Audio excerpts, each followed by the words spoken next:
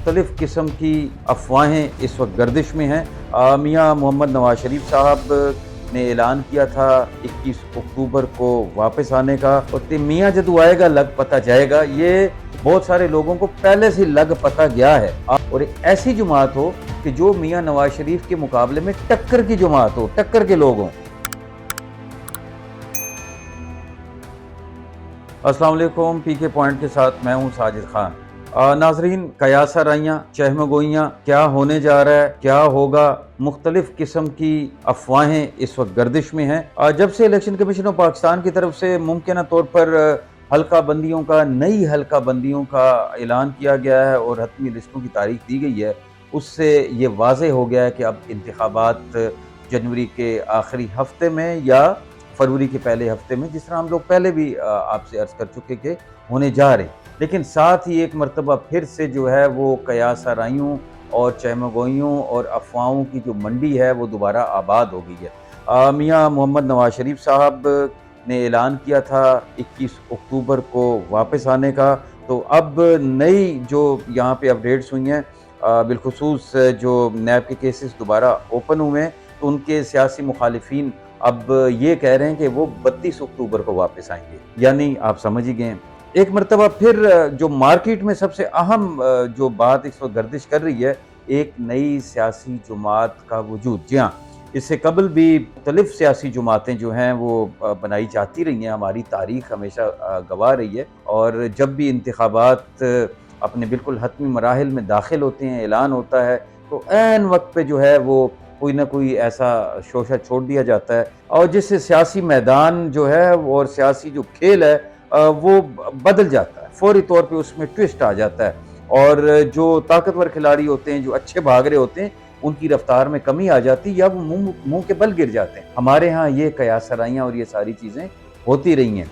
2-3 महीने की बात है, बहुत लंबी बात नहीं है। माजी करीब में एक सियासी जमात बनाई गई और उसमें जो लोग शामिल किए गए वो पंजाब की सियासत के हवाले से बड़े अहम थे, जिनमें जहांगीर तरीन साहब, अब्दुल अलीम खान साहब जैसे लोग हैं, और उनके साथ बाकी लोग भी मोतबर लोग हैं सियासत के हवाले से, और कारोबारी शख्सियात हैं, उनका किसी न किसी तरीके से इम्पैक्ट है सियासत के ऊपर और सियासी मैदान के अंदर। मगर जो मतलूबा नताइज थे वो हासिल ना हो सके। जो एक इम्पैक्ट चाहिए था, जो एक ट्विस्ट चाहिए था, उस सियासी जमात से वो ट्विस्ट आ नहीं सका। चाहिए ये था कि पंजाब में नंबर 1 नो डाउट मियाँ नवाज शरीफ है, उसने आना है, वो केसेस का सामना भी करेगा। उस शख्स ने बेटी के साथ भी पहले भी आया, वो बड़ी बहादुरी और दलेरी के साथ मुकाबला किया, दोबारा भी आएगा। अब आप लोग कहेंगे जी वो गया क्यों था, ये भी एक सवाल है। तो वो क्यों गया था, जिन्होंने भेजा था उन्होंने बता दिया था कि वो क्यों गया था। वो वापस आ रहा है, और मियाँ जदू आएगा लग पता जाएगा, ये बहुत सारे लोगों को पहले से लग पता गया है। अब ये था कि पंजाब के अंदर मियाँ नवाज शरीफ के मुकाबले में एक ऐसी सियासी कुव्वत सामने लेके आने की बात की जा रही थी कि जो पंजाब के अंदर तहरीक इंसाफ को साइडलाइन कर दे, पीपल्स पार्टी को साइडलाइन कर दे, और एक ऐसी जमात हो कि जो मियाँ नवाज शरीफ के मुकाबले में टक्कर की जमात हो, टक्कर के लोग हों, जो पंजाब में उनको टफ टाइम दे सकें। चुनांचे ये जमात बनाई गई जहांगीर तरीन साहब की क़यादत में, अब्दुल अलीम साहब की क़यादत में, मगर इम्पैक्ट नहीं मिला, मतलूबा नताइज नहीं मिले। इसी तरह खैबर पख्तूनख्वा के अंदर पाकिस्तान तहरीक इंसाफ की गुज़श्ता 10 साल हुकूमत रही है। 10 साल कारकर्दगी के ऊपर सवालिया निशान है, लेकिन उनका वोटर भी है। या अब मुनाफकत होगी कोई कहे कि तहरीक इंसाफ का वोटर नहीं है, तो उनका वोटर है, और बड़ा जज्बाती, बड़ा जुनूनी वोटर उनका मौजूद है। वहाँ पे तहरीक इंसाफ की ताकत को कम करने के लिए तहरीक इंसाफ के ही बड़े अहम रहनुमा परवेज़ खटक साहब की क़यादत में एक सियासी जमात बनाई गई, जो कि वहाँ पर तहरीक इंसाफ को जो है वो टफ टाइम दे, और एक मिक्सचर सा, एक आप यूँ कहें कि चरबा सा एक बन जाए, और अगले इंतखाबात के बाद कोई इस तरह की गवर्नमेंट आ जाए, आधा तीतर आधा बटेर वाला मामला। तो वहाँ पर भी परवेज़ खटक साहब ने एक जलसा किया, ताहम उस जलसे के जो मतलूबा नताइज थे वो मुरतब नहीं हो सके।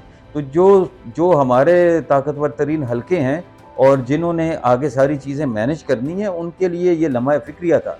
चुनांचे गुज़श्ता हफ्ते से मुस्तफ़ा नवाज़ खोखर साहब, मुफ्ती इस्माइल साहब, शाहिद खाकान अब्बासी साहब और इन जैसे 2-4 और नामवर लोग हैं, जिनका नाम लेके एक दूसरी सियासी जमात की बात की जा रही है, کہ وہ ایک اور سیاسی جماعت جو ہے وہ مارکیٹ میں آنے لگی ہے۔ جس طرح کرکٹ ٹیم ٹوٹتی ہے تو ٹیمیں نہیں آ جاتی ہیں، یہ IPL میں پہلے 6 تھیں اب 7 ہو گئی ہیں۔ تو کرکٹ کے کھیل کے ساتھ سیاست کا کھیل بھی بالکل ویسا ہے۔ کرکٹ بھی اب سنجیدہ نہیں رہی، سیاست بھی سنجیدہ نہیں رہی۔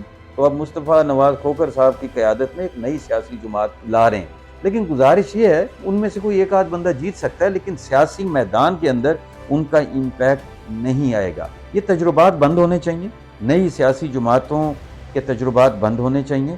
جو بھی سیاسی جماعتیں ہیں اختلاف رائے بالکل رکھنی چاہیے، ہونی بھی چاہیے، جمہوریت کا سیاست کا حسن ہے۔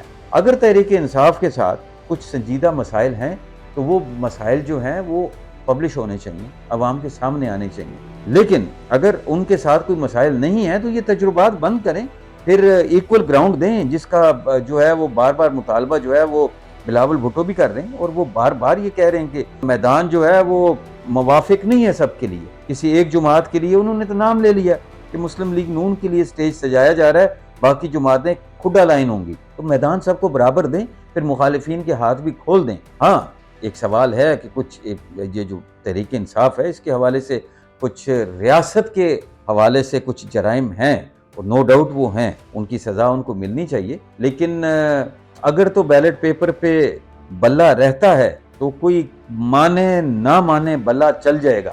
اب میرا خیال ہے کہ نئی سیاسی جماعتیں بنانے کی بجائے اس بات پہ ہماری جو مقتدر حلقے ہیں وہ سوچ رہے ہوں گے کہ جو بلہ ہے اس کو بیلٹ پیپر سے کس طرح اڑایا جائے۔ اگر تو بلہ رہتا ہے تو پھر مقابلہ ٹف ہے، اس سے فرق نہیں پڑتا کہ تحریک انصاف کا چیئرمین جیل میں ہے، ملک بدر ہے، وہ کہاں ہے۔ اگر بلہ رہے گا تو بلہ چلے گا، اس میں دو رائے نہیں ہے، بلہ چلے گا، کیونکہ پچھلے 16 مہینے کی کارکردگی جو ہے وہ جو PDM کی گورنمنٹ کی ہے وہ کوئی اتنی اچھی نہیں ہے کہ جس کے اوپر لوگ خوش ہوں اور ان کو نکل کے ووٹ دیں۔ امپیکٹ پڑے گا جب نواز شریف آئے گا۔ میں پہلے بھی کہتا ہوں، آج بھی کہتا ہوں کہ میاں جدوں آئے گا تو لگ پتہ جائے گا، اس بات کے اندر حقیقت ہے۔